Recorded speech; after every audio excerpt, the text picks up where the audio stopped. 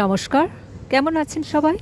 আজকে একটি নতুন রান্না, নতুন ঠিক নয়, পুরনো রান্নাই নতুন করে দেখাচ্ছি। সম্পূর্ণ নিরামিষ রান্না, কাঁচকলার কোপ্তা। এটা আমাদের মা দিদিমারা করেছে। এখন তো প্রায় এই রান্নাগুলো উঠেই গেছে। তো আমাদের বাড়িতে এই রান্নাগুলো হয়, মানে আমি করি, চেষ্টা করি পুরনো দিনের রান্না। ভীষণভাবে সহজভাবে কাঁচকলার আলুটাকে আমি একে ভালো একটু নুন, হলুদ আর একটু তেল দিয়ে সেদ্ধ করে নিয়েছি। নিয়ে এবার একটু ভাজা মশলা মেশাবো ওতে। ধনে, জিরে, শুকনো লঙ্কা, এলাচ দিয়ে ভালো করে একটা ভাজা মশলা বানিয়ে নেব।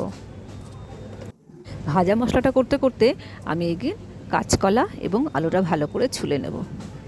যদিও গরম, এবার এটাকে ভালো করে ছাড়িয়ে নিয়েছি। দেখুন, একটু হাত দিয়ে ভালো করে মেখে নিচ্ছি, যাতে এই গোটা গোটা ব্যাপারটা না থাকে। এবার সমস্ত রকম জিনিসগুলো মিশিয়ে নেব।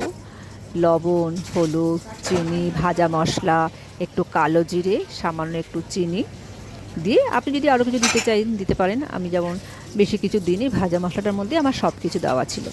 দিয়ে ভালো করে মিশিয়ে এটাকে এবারে ভালো করে মাখতে হবে, সুন্দর করে মাখতে হবে, মানে একটা ডো টাইপের তৈরি করে নিতে হবে। দেখুন, সেম এরকম ডোটা তৈরি করে নিতে হবে। এবার আস্তে আস্তে হাতের তালুর মধ্যে দিয়ে শেপে নিয়ে আসতে হবে। এটা আপনি যেমন খুশি শেপ আনতে পারেন, লম্বাভাবেও করতে পারেন। আমি যেমন গোল গোল এরকম ছানার, যেমনভাবে আমরা ছানার বড়া করি সেভাবে শেপ করেছি। দেখুন, এটা যার যা নিজস্ব ব্যাপার। দেখুন, সুন্দর করে নিয়েছি। এই দেখুন, ঠিক এরকম টাইপের হয়েছে। দেখতেও কি ভারী মিষ্টি লাগবে। এবার এক একটা করে ভেজে নেব। আপনারা চাইলে সাদা তেলেও করতে পারেন। আমি যেহেতু সব রান্নাই সরষের তেলে করি, তাই আমি সরষের তেলে প্রত্যেকটা ভালো করে ভেজে নিয়েছি। কিন্তু ভাজার সময় খেয়াল রাখবেন, মানে নরম তো কাঁচকলার জিনিসটা, অনেক সময় মানে কি বলবো ভেঙে যায়, যেন আস্তে আস্তে ধীরে ধীরে করতে হবে, যতটা সাবধানে করা যায়। দেখুন, ভালো করে এপিট ওপিট ভালো করে ভেজে নিয়েছে। একটা ব্রাউন শেড কালার দিয়ে এসছে। এই দেখুন,